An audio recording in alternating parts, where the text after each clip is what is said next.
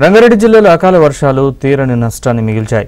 మాడుగుల మండలంలోని 350 ఎకరాల్లో మొక్కజొన్న పంట నేలకొరిగింది. ఈదురుగాలులతో కూడిన అకాల వర్షానికి మొక్కజొన్న నేలకొరగడంతో తీవ్రంగా నష్టపోయామని రైతులు ఆందోళన వ్యక్తం చేస్తున్నారు. ప్రభుత్వం తమను ఆదుకోవాలని వేడుకుంటున్నారు.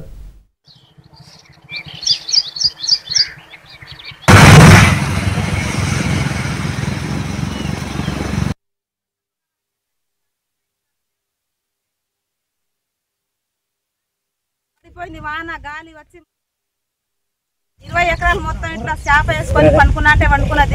మేము రైతులు ఏం చేయాలో మాకు అర్థమైతే లేదు. సేలు చూసి మాకు గుండె కొట్టుకుంటుంది. ఇక్కడ మేము బతకడానికి కూడా మాకు స్థాయి లేకుండా అయిపోతుంది. సేలను చూసి నష్టం మొత్తం పోయింది. వానాకాలం పంట పోయింది, ఎండాకాలం పంట ఇదైనా వస్తుంది అంటే ఇది కూడా పోయింది. మాకు మొత్తం లాస్ అయింది. గవర్నమెంట్ కి మేము కోరుకుంటున్నాం, మాకు ఏమైనా ఎంతో ఇంత హెల్ప్ చేస్తారేమని మేమైతే ఖచ్చితంగా నమ్ముతున్నాం. నష్టపకారం అయితే జరిగింది. మాకు 20 ఎకరాల సేను, జొన్న సేను, వరి సేను, మొక్కజొన్నలు మొత్తానికి పడిపోయింది. వాన గాలి వచ్చి మొత్తం నష్టం అయిపోయింది. మేము రైతులకు సాయం చేయాలి.